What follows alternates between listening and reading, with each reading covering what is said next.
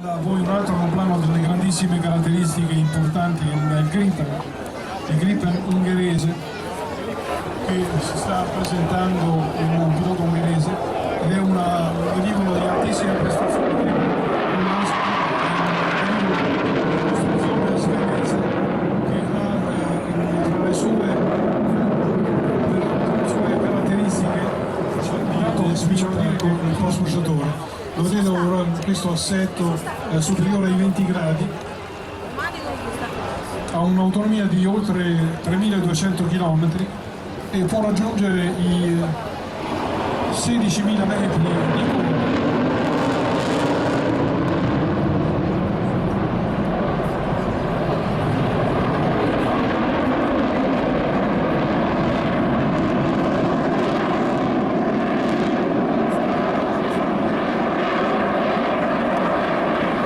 Questo velivolo naturalmente la Saab l'ha proposto a molte aeronautiche europee ed è stato acquistato dagli ungheresi.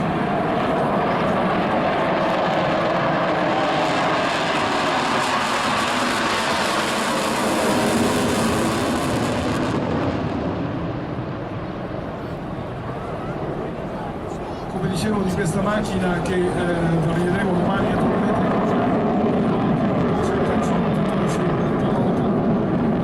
macchina che è in grado di portare tutti i tipi di armamento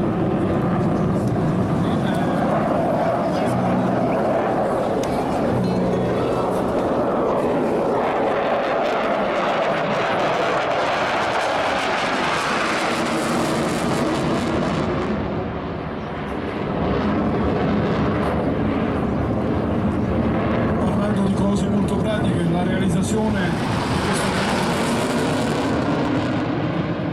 questo qualcuno degli 8 milioni di svedesi a causa di un problema del software dei comandi nel febbraio del 1989.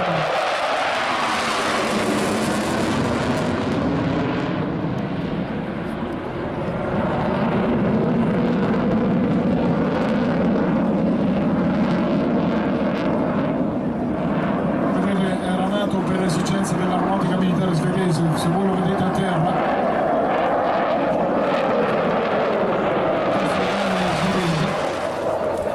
molto importante.